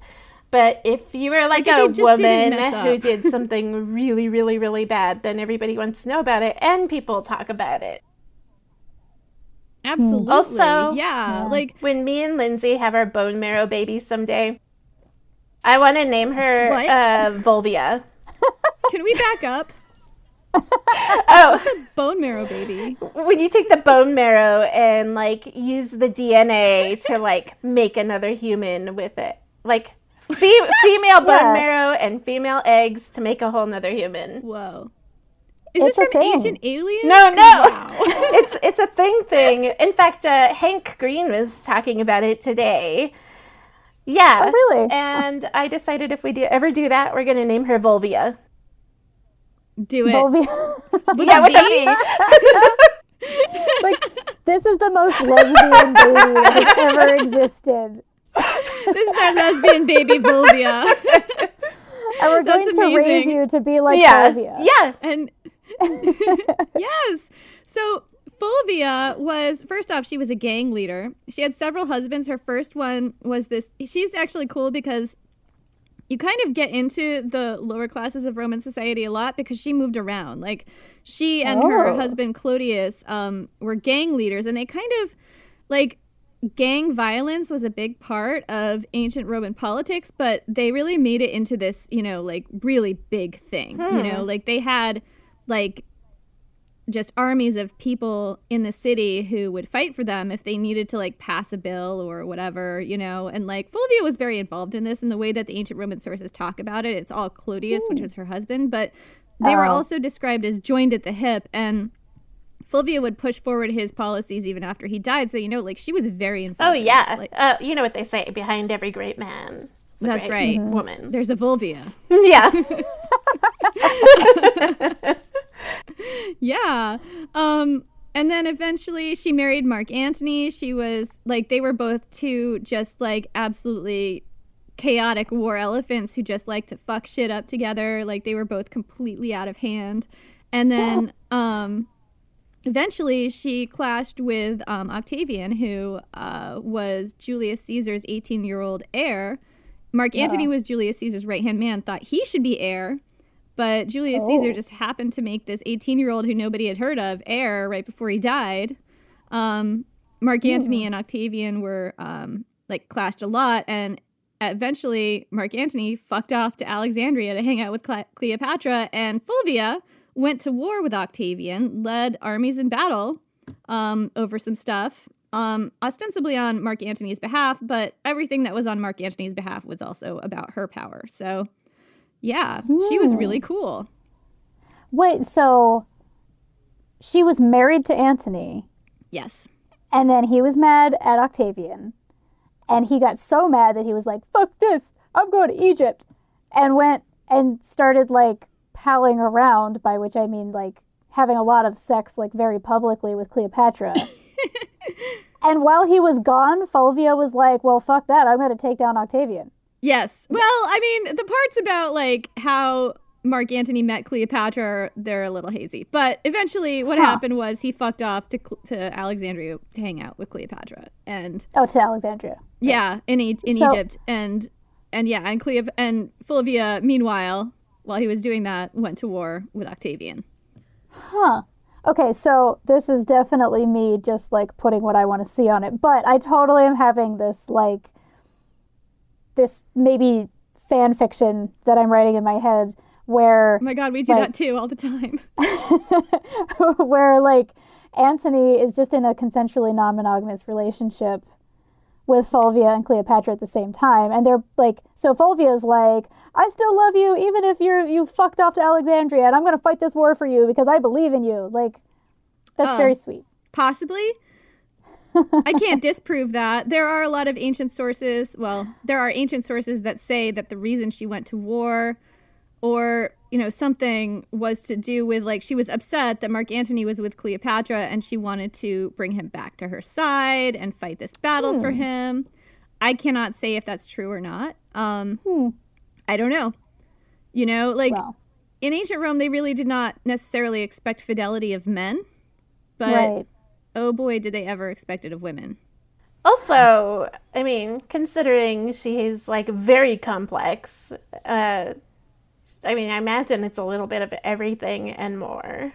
Yeah, there was probably a lot that had very little to do with Mark Antony at all involved in her decision-making. Mm-hmm. Yeah. So, she's one of my favorites. I love her. Yeah. But who was the other one we were talking about? Is it Servilia or Servilia? Servilia was the kind of, I see her as very much the opposite of Fulvia. Like, she's kind of one of those velvet glove people who's, like, in the background and subtly influencing people.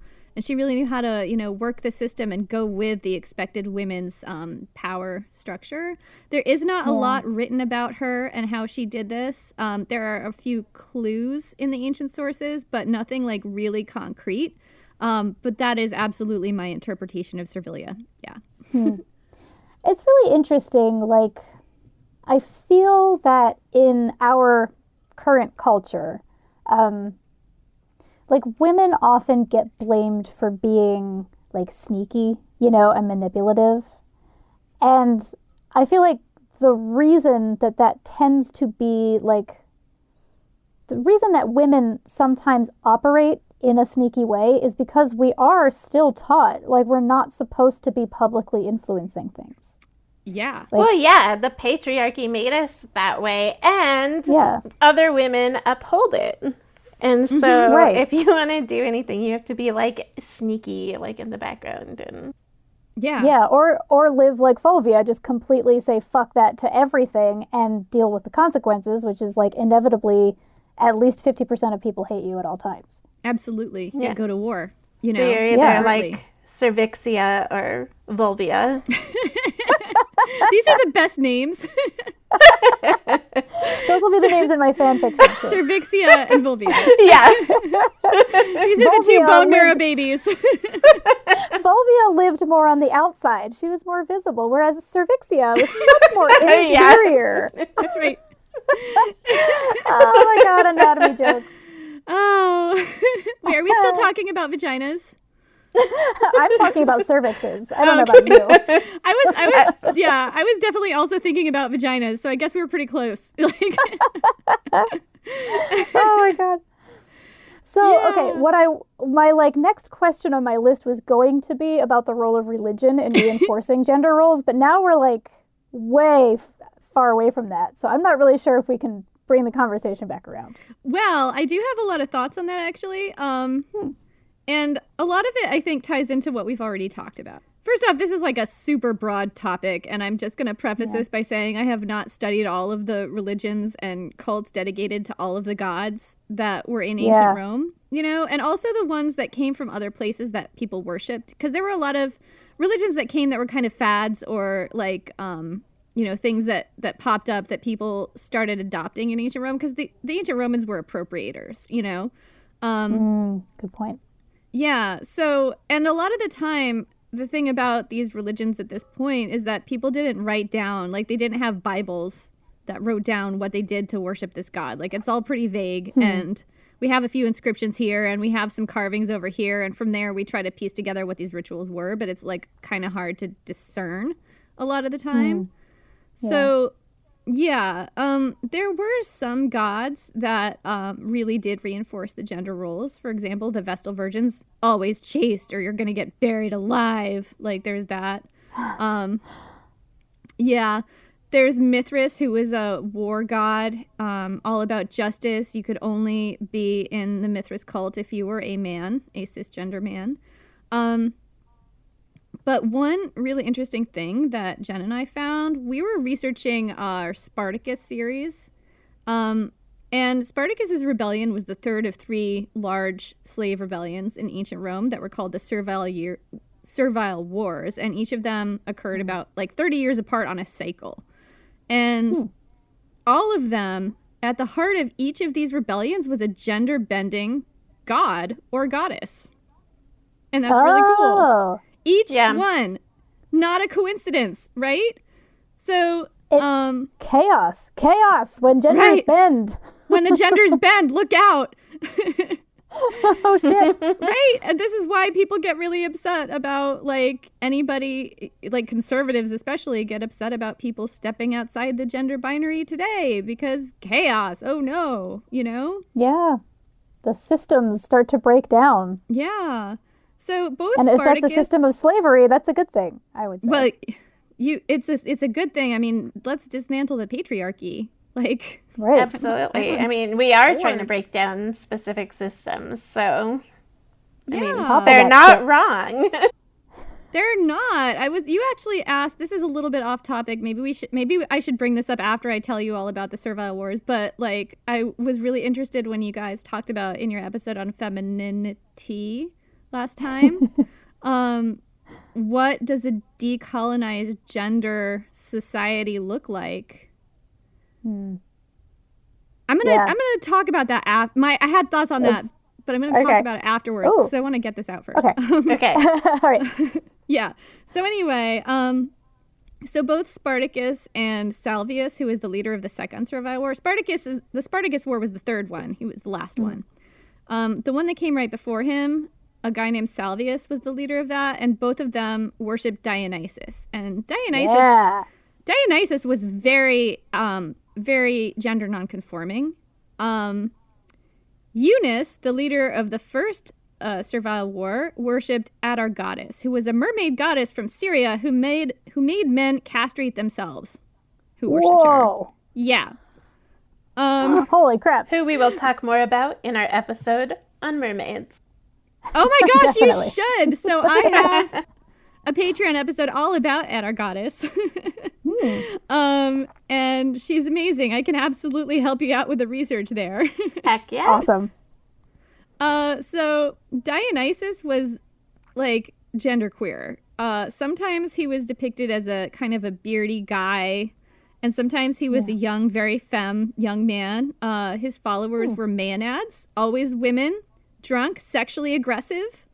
The women had all the power in his cult, and they were said to have orgies at which they allowed only the youngest, hottest men. And also, no doubt, had sex with each other. Like, you were grandfathered into the cult of Dionysus. They only at one point were like, you can only come in if you're like 18 to 20 if you're a man. Oh my God. I love that. That's hilarious. Yeah. And also, so if the maenads are having sex with each other, then is one more feminine than the other depending on who's doing what to whom, or is that only for men?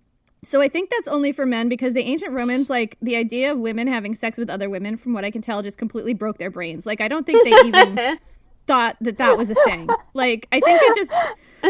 Like, mention lesbian sex and watch an ancient Roman completely melt like a snowman in the sun. God. I'm totally picturing them doing all sorts of, like, weird hand gestures. Like, but how? But there's no... Who takes the penis? That's important to me. But who is the husband? Right, I need to know who the husband is. I mean, does this sound familiar? Yes, it does. So the other thing is about Dionysus, his mythology. There were periods in his life where he lived as a man and as a woman, and as a non-binary person. Wow. Yeah, there is a play called... go ahead. Can you tell me, like, a little bit about what it means for Dionysus to be living as a non-binary person? Like, I don't know. What does that look like in a Greco-Roman context? It's kind of hard to define. Like, the Greco-Romans really didn't like people to be non-binary, you know? Like, it's like, what clothes did you wear? Can I tell if you're a woman or a man at certain points in time? I'm trying to think about the mythology of Dionysus and, like, where this specifically happened. There was a point when he lived as a woman because Hera was chasing him. And he was like he was the son of Zeus and his girlfriend who was not, and this was like a consensual relationship, like from what I understand, like not, like I wouldn't say girlfriend. I wouldn't say girlfriend if like Zeus had like raped somebody because that was mostly what happened. But this was like, from what I understand, consensual. And his Okay, quote well, unquote. good on you, Zeus, for doing that at least once. Right, at least one time. He was the worst. But anyway, he was like, out of wedlock with Zeus and this other woman, and Hera, of course, wants to punish the child for that. So she was trying to find Dionysus and visit him with madness and all kinds of horrible things. And he disguised himself by living as a woman for some time. And it totally suited him. And he liked it. Yeah. And I think I mean, who afterwards... wouldn't?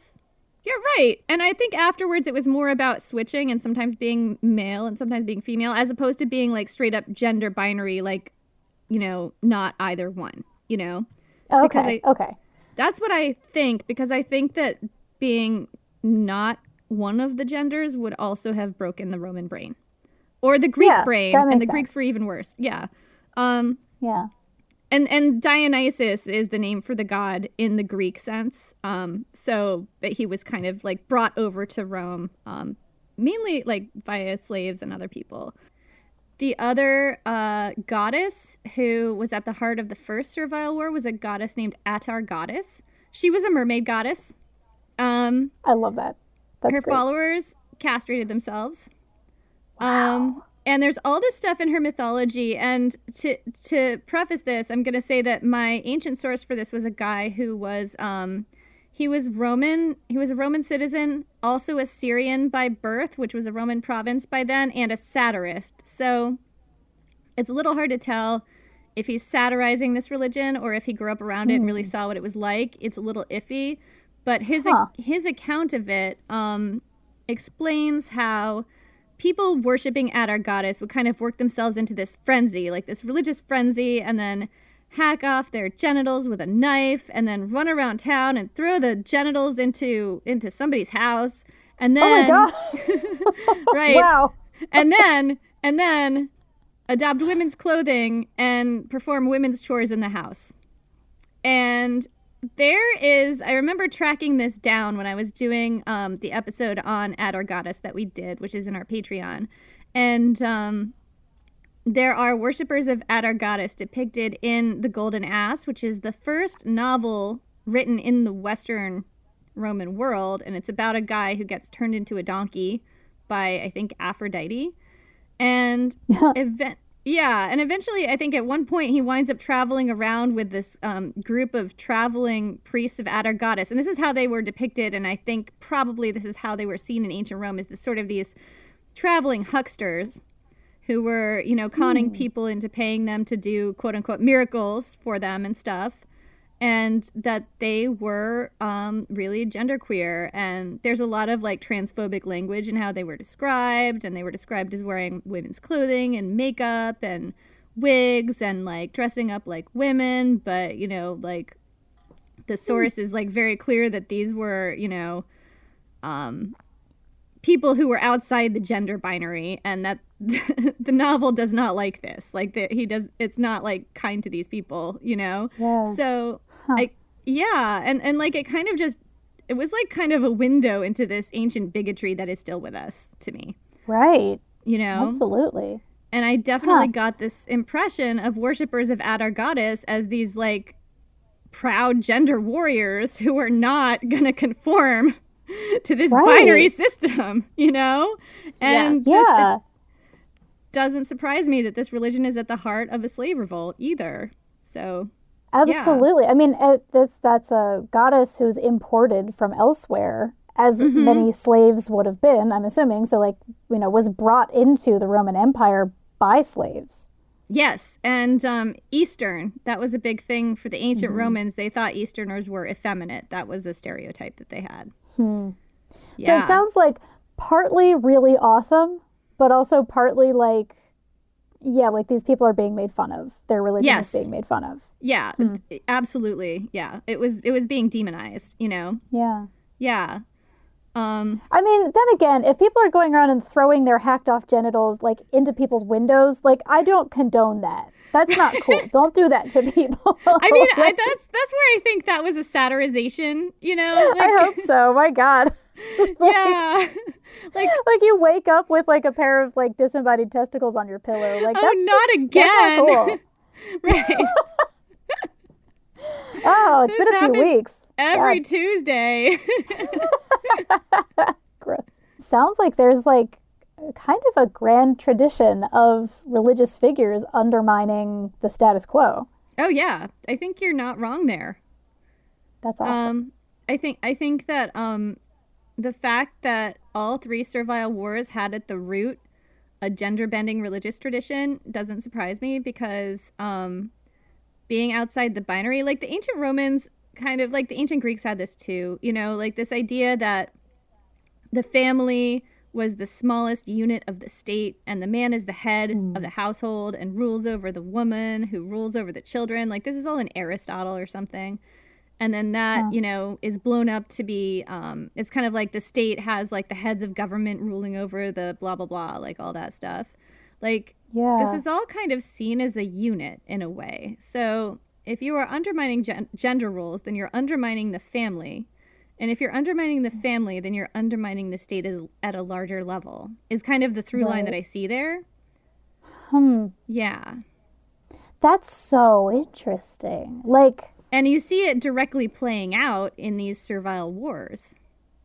yeah, like you're undermining the authority. You are destabilizing the order of the way that things are supposed to be, and that's literally being played out. Like, I mean, slave revolts are the kind of the definition of undermining authority. Yeah, and the ancient Romans were all very afraid of enslaved people revolting, you know, because they had so many slaves, and they had these latifundias, you know, and frequently what they did was they would take war captives of conquered and colonized communities and bring them in as enslaved workforces. And those people would have a beef with Rome, you know, and some of them had martial experience.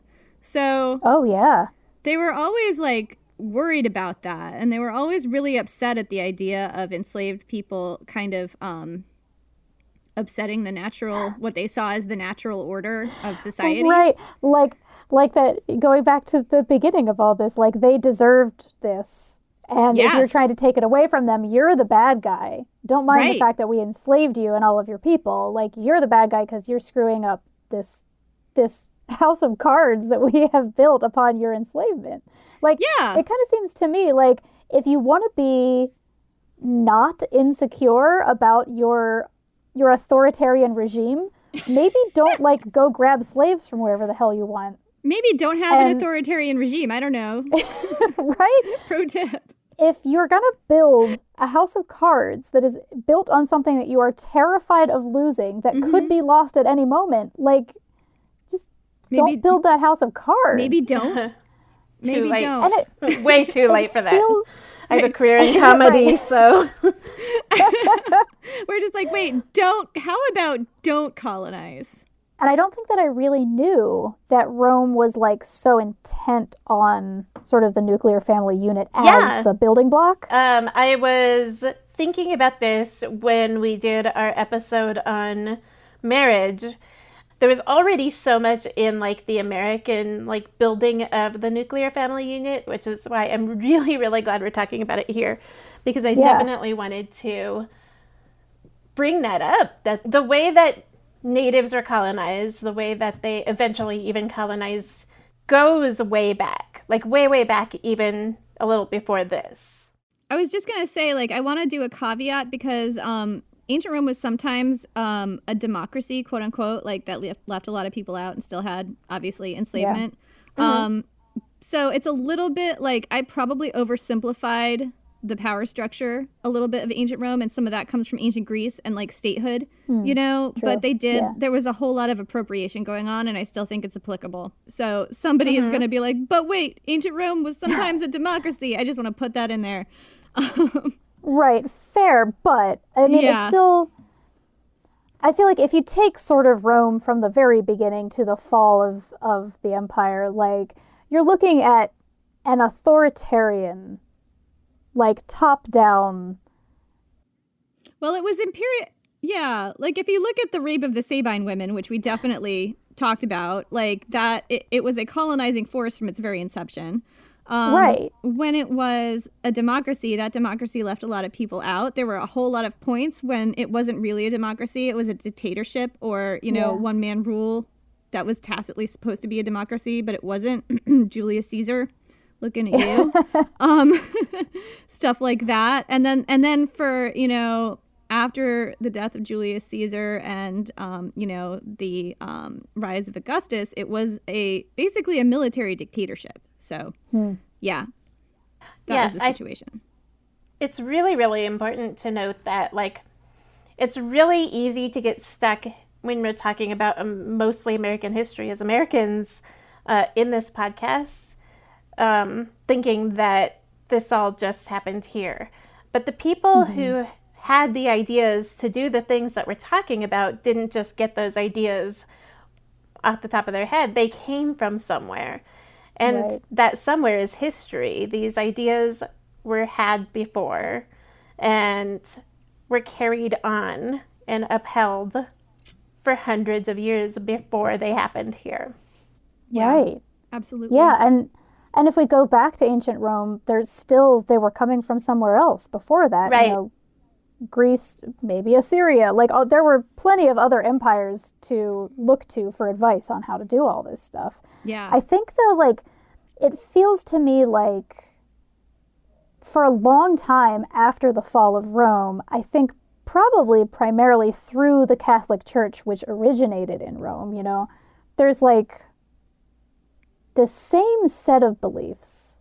Like the familiarity of lots of what we've been talking about in Roman society is like, it is so close. Like, it is so similar to the way that we have been taught to be in America. Yeah. And I think that, like, it has changed remarkably little. Like, we're not allowed to go out in public now, but we're also allowed to be catcalled and bothered and expected to uphold these impossible ideals. And Because they have been upheld for so long, and we haven't come Right. that far. Yeah, because it's sometimes wild. women police that boundary ourselves, because we're women. There are women are vested in it. Yeah, I mean, we're all part of this same culture now. Yeah, And we were all raised in some way or another in the same culture. Like, I don't know, it feels really bad. I feel like so manipulated right now by people who have been dead for a really long time. yeah. That's absolutely. It's like my credit report. It's like I keep expecting to get better, and it never does. But ultimately, what it comes down to is my credit report is only real if, somebody is upholding the thing that says it's real. Right. Exactly. Yeah. Fucking So why hate should the it credit impress your system. life? Yeah. But Seriously. it does. I know. That's the thing. It does. And that's the crappy part. I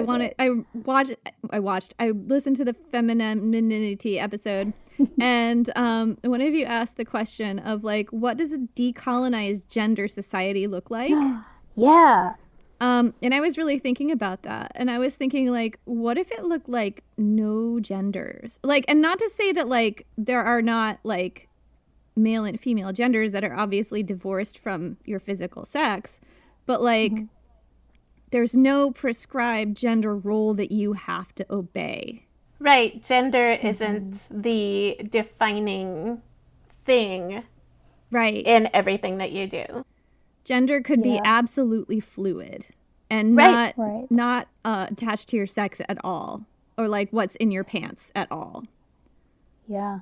Your role in society would not have to be prescribed by Yeah.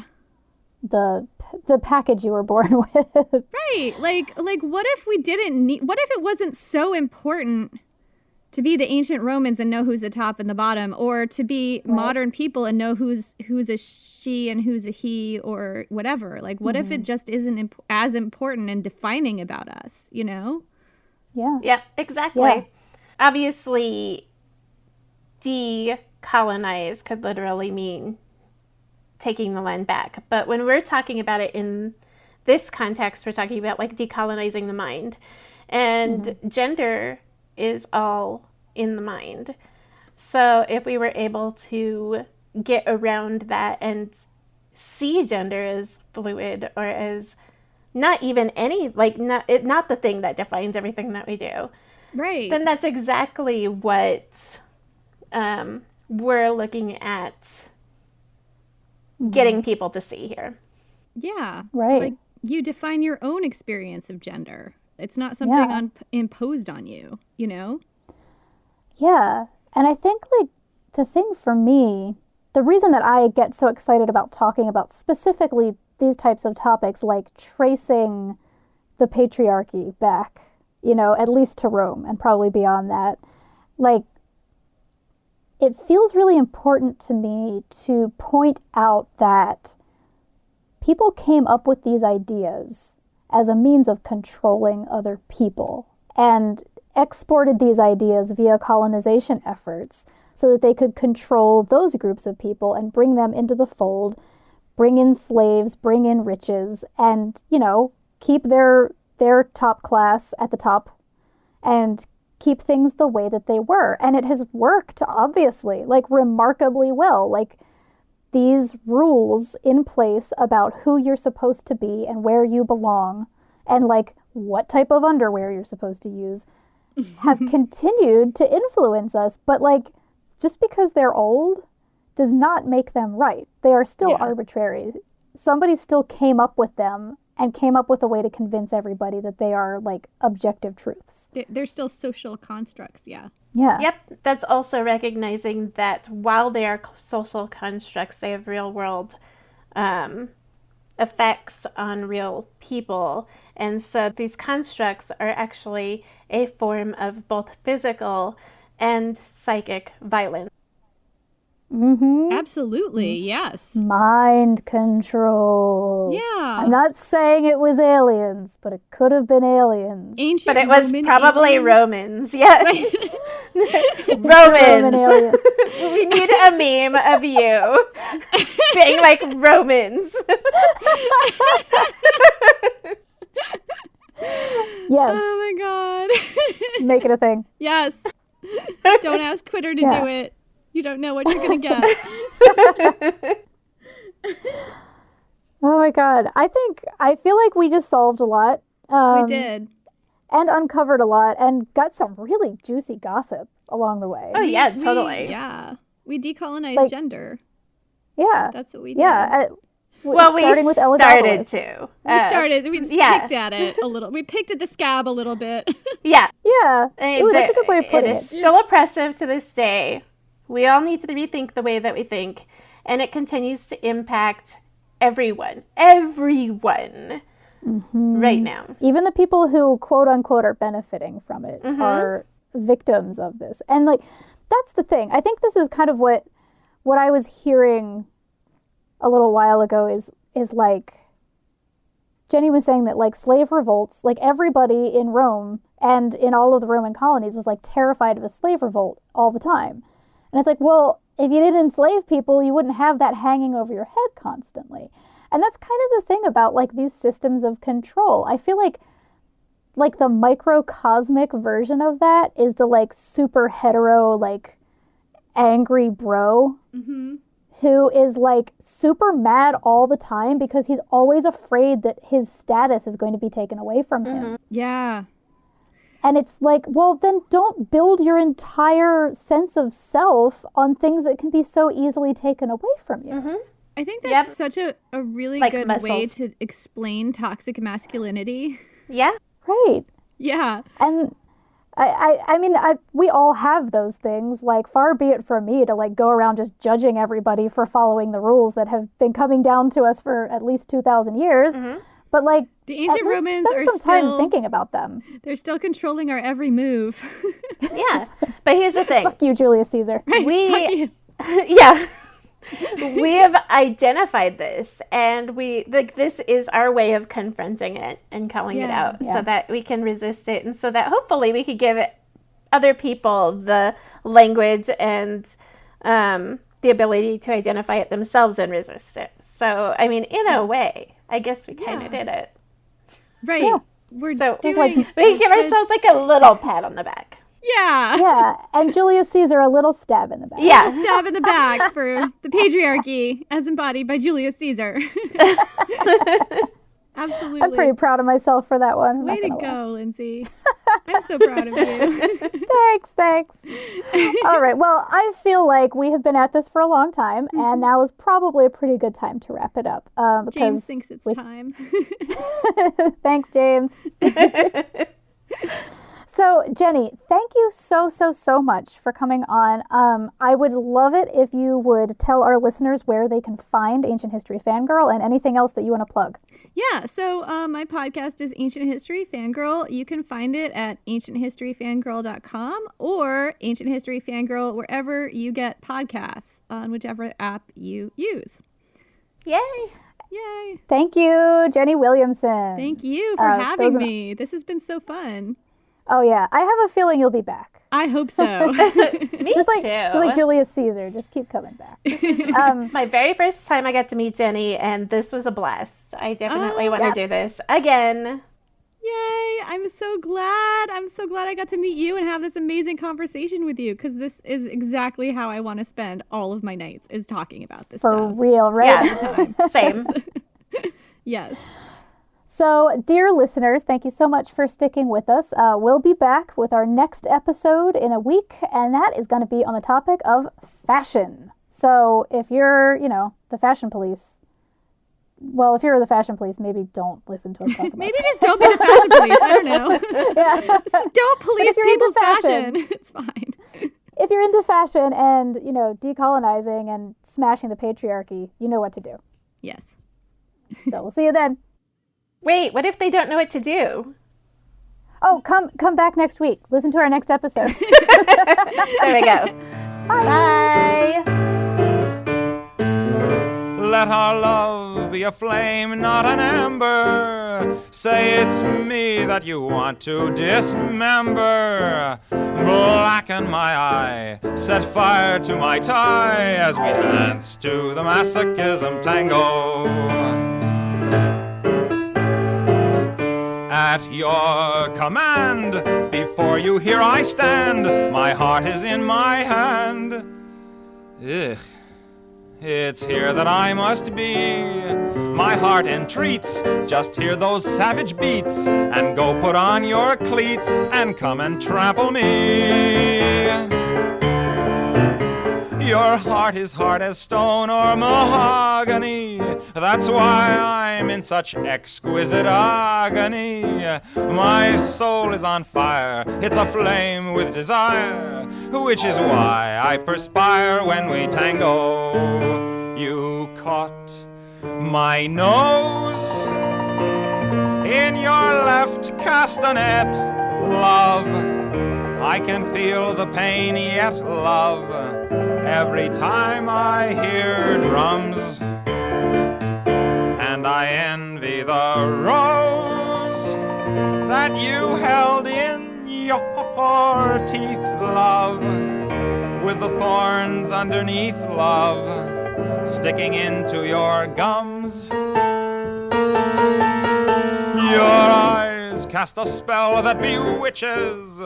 The last time I needed 20 stitches to sew up the gash that you made with your lash as we danced to the masochism tango. Bash in my brain and make me scream with pain, then kick me once again and say we'll never part. I know too well I'm underneath your spell, so darling, if you smell something burning, it's my heart. Excuse me.